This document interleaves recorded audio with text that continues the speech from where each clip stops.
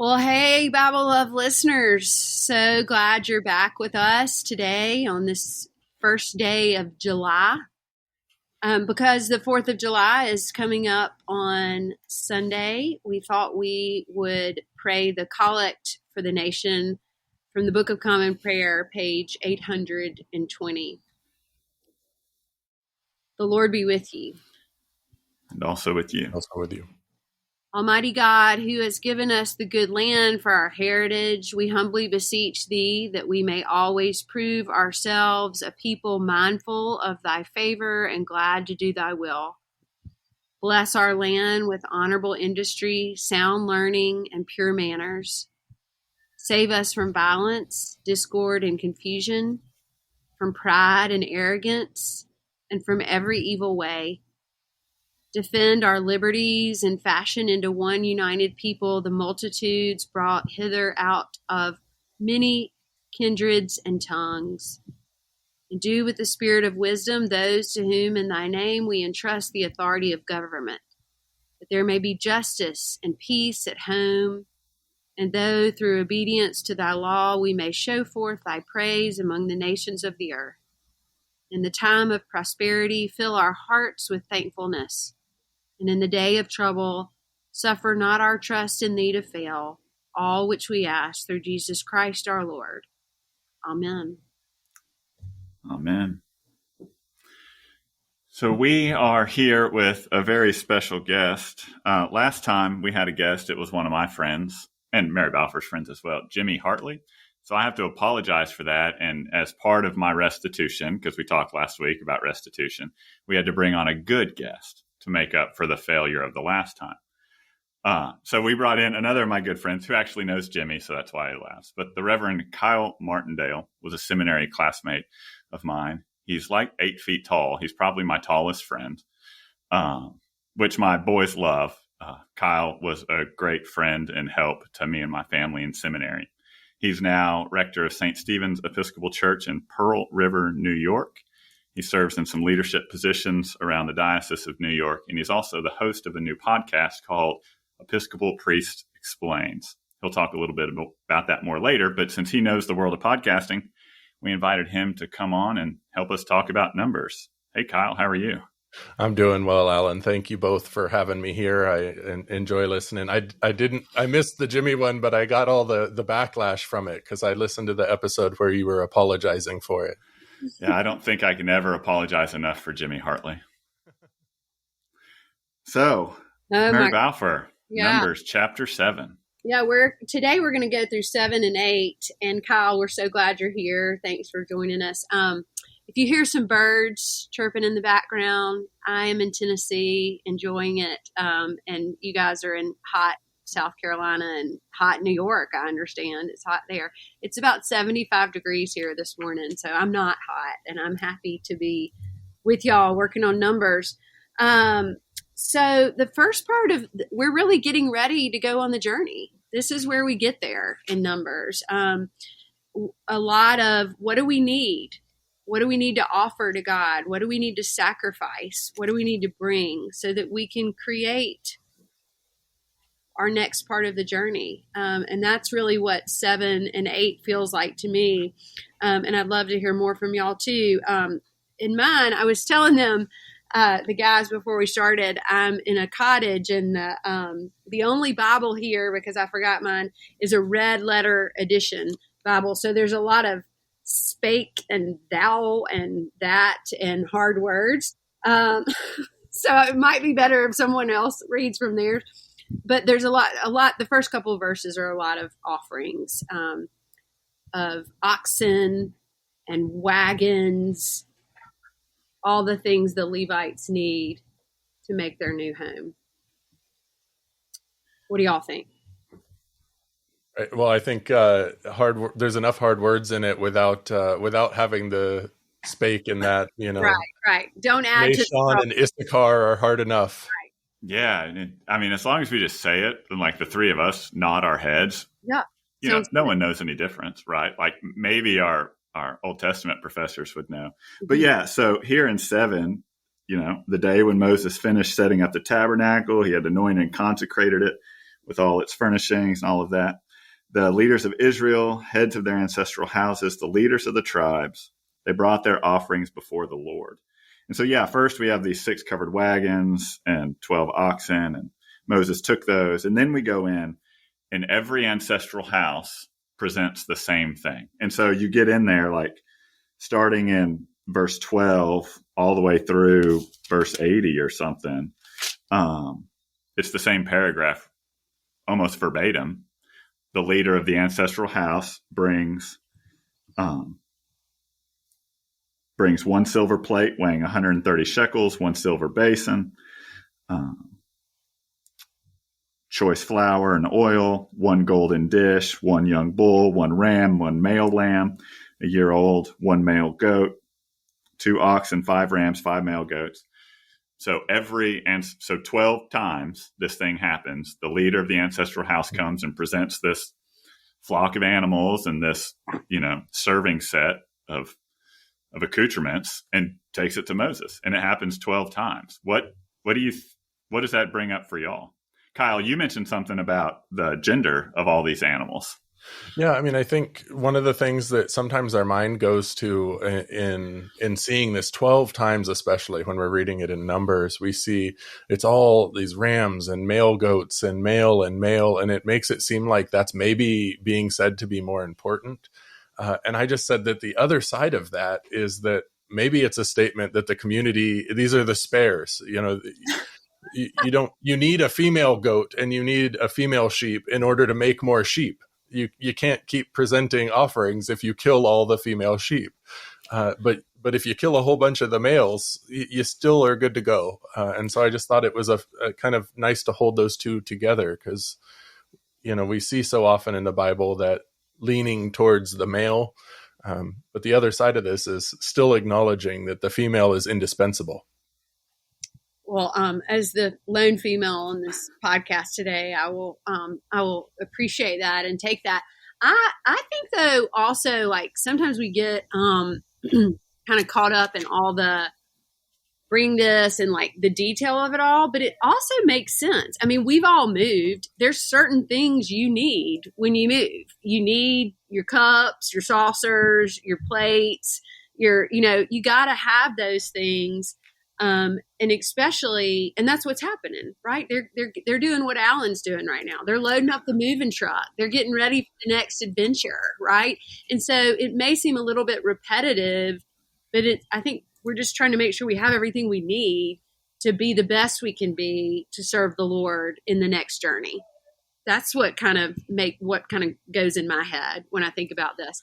In the red letter Bible, it has the princes and the prince. Did y'all have that in the first part of chapter 7? I don't think so.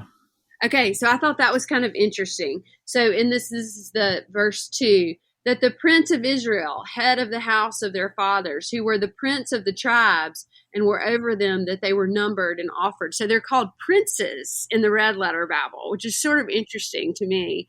And then the princesses. So they're actually getting this elevation, right, from the lay people.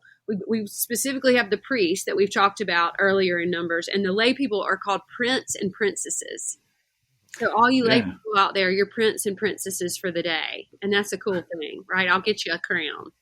I just thought that was kind of neat. So maybe there was something divine about me picking up the red letter Bible today so that I could call all our lay people princes and princesses. That works. Yeah. And I also, one thing I thought of with that all the tribes are bringing the same 12 things. And so there's something egalitarian about that. Right. Mm-hmm. One tribe couldn't say, oh, we're bringing this and you only brought that. We're all on the same level. It's more about the act of giving rather than the gift. Yeah. Like everyone is doing the same, and it's sacrificial probably. I mean, that 200 gold and silver plate. Silver that is, yeah. Yeah. I mean, I'm sure it's incredibly valuable and for anyone to give up livestock, but no one could say, oh, we did this and you only did that. Like everyone had the same skin in the game. I think that is an excellent point because we do compare ourselves to each other and what this person has or what that person has. And it is nice to all walk in. We're all on the same level. We all have the same amount of things. We're all equal in God's eyes. We're loved equally in God's eyes. And I think that's a beautiful point, Alan. Yeah, and I was listening. Reminder that the love is equal. Yeah. Yeah. It's very equal, and that's a good thing. We interrupted you, Alan. No, I was just going to say, I was on a stewardship webinar last week, and one of the speakers said, you always hear the phrase, no gift is too small. Mm-hmm. But that presupposes that someone is giving a small gift. Right. So he flips it and says, no gift is too large. The woman in the Bible who gave 1 mite, that gift wasn't too large. That gift was what she was called to do. Oh, I love that. We can't even belittle it and say, oh, it's not too small. It's what you can do. No, it's generous. Everything is generous. What a beautiful thing. So really that's 7, y'all, right? Yeah. I mean, it's just this household setting up. We're all going on equal footing, and these are all the things that you need to bring. Yep. Okay. We want to dig into 8? Yeah, 8. Go for it, Alan. Yeah, so 8, again, the Lord spoke to Moses. Speak to Aaron and say to him, when you set up the lamps, the 7 lamps shall give light in front of the lampstand. Aaron did so. He set up its lamps and give light in front of the lampstand as the Lord had commanded Moses. Now this was how the lampstand was made, out of hammered work of gold. From its base to its flowers it was hammered work, according to the pattern that the Lord had shown Moses. So he made the lampstand. So here, we get to Levites, and we'll talk about that in a minute, but the lampstand, something that stuck out to me is that imagery of the lampstand. That's something that comes up when we get to the New Testament, mm-hmm. right? Particularly when we get to Revelation, like the lampstand is a sign of the church, right? And here, the lampstand, there's all this attention paid to the lampstand being constructed, but the lampstand itself doesn't do anything. All it does is hold the lamp. And so there it makes me think of what they're building, the tabernacle, what they're building, the church, the community. It doesn't do anything except hold other things. And so we as the church, they as the people of God, they held the lamp that was God's presence. We hold the lamp that is Christ's presence. Mm-hmm. How beautiful. What do you think, Kyle?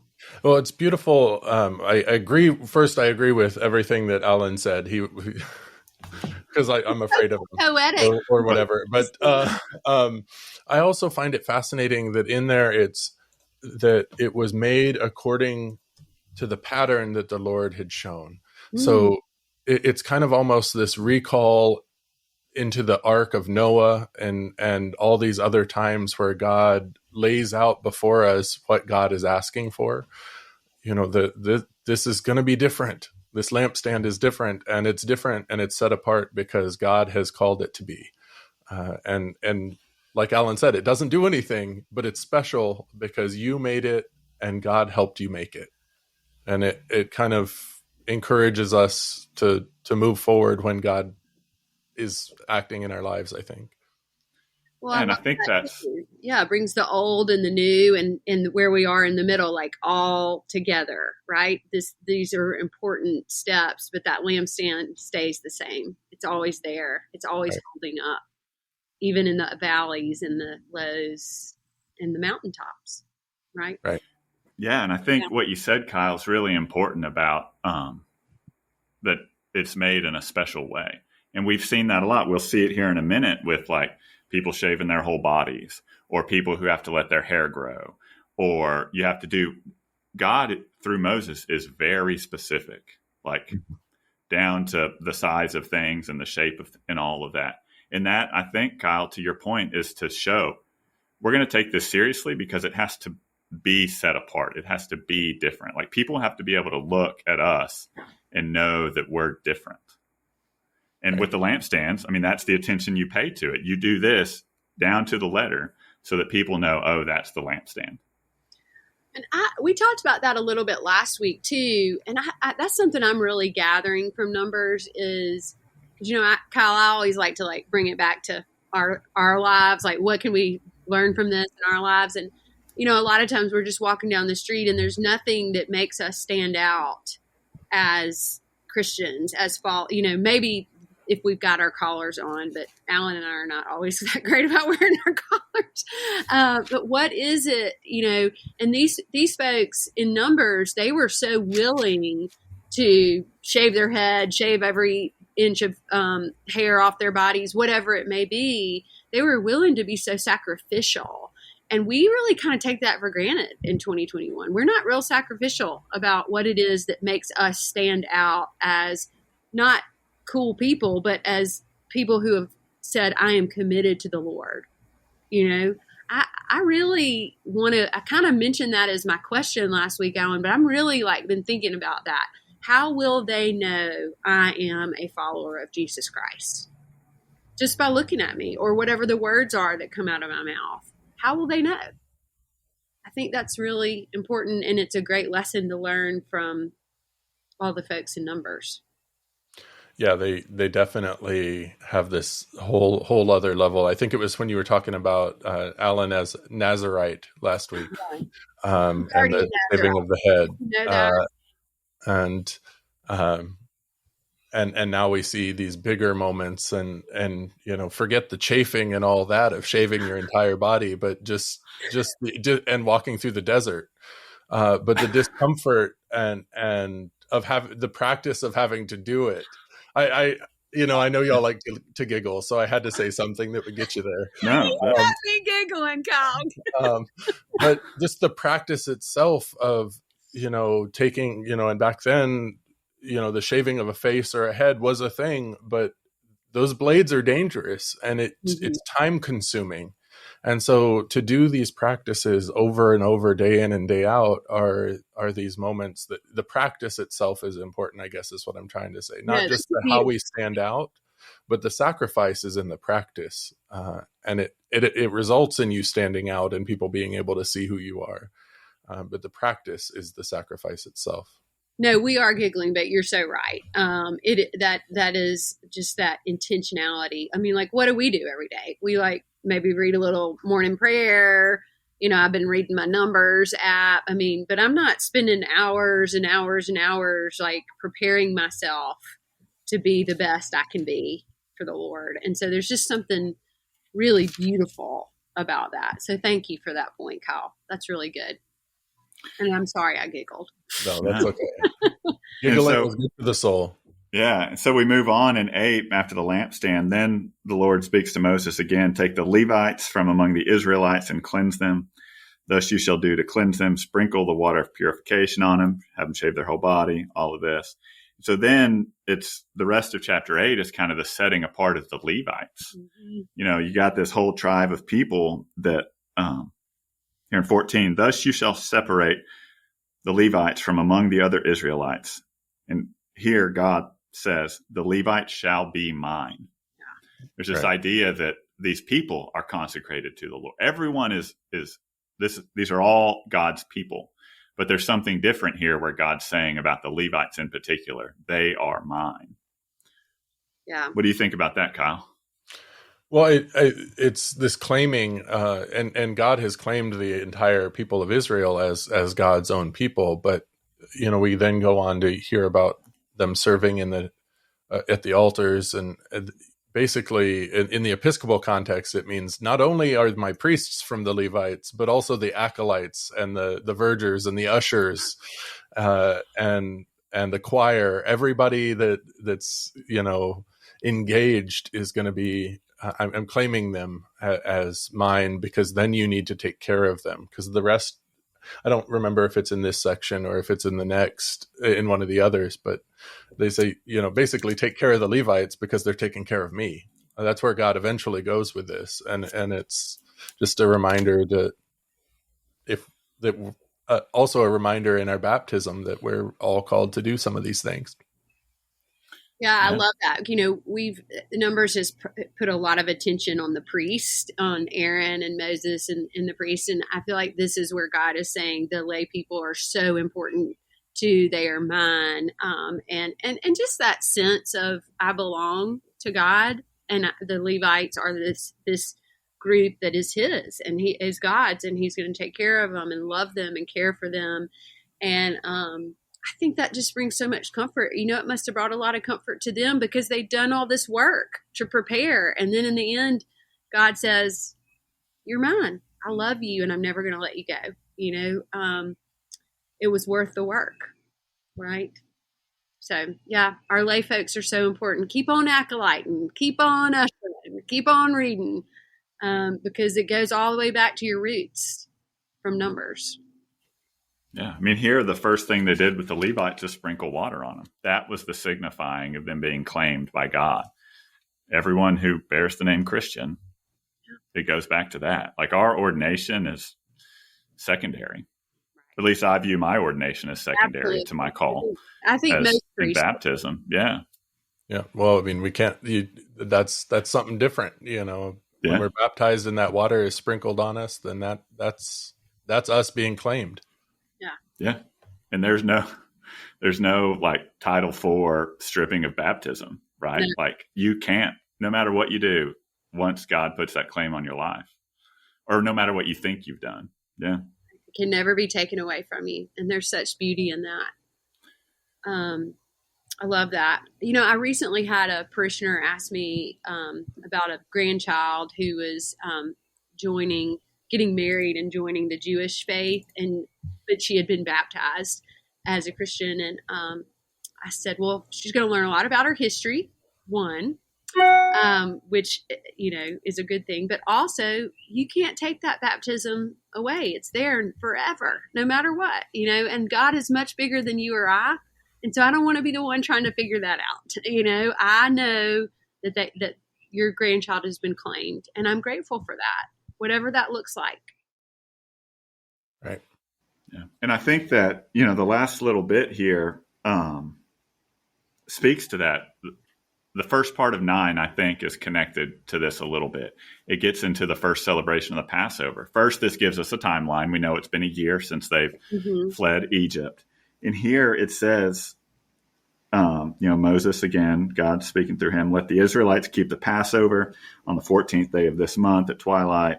But then it goes on and says, now there were certain people who were unclean through touching a corpse, so they could not keep the Passover on that day. And then they have this kind of church council where they figure out, what are we going to do? And they're organizing. They're trying to figure out, is this a deal breaker? Right? Yeah. Just what we were just talking about. Is this person touching a dead body? Yeah. Are they out of the community? And what God says is no. They can purify themselves and they'll keep it on the 14th day of the next month. And so it's exactly what you were just saying, is that even the things we talked about last week, the bleeding, the touching a dead body, the things Jesus spoke to in last week's gospel with Jairus' daughter and the hemorrhaging woman, not even those are enough to keep you out of the community. There may be some purification. There may be some of that, but you're welcomed back in. Always. What do y'all think about that idea with the Passover and that it's for everyone? I think it's fascinating. One of the most fascinating is that they basically say, if you're unclean or you're traveling, you can do it the next month and that's okay. And I think that sometimes we just need to be told that it's okay if we miss it.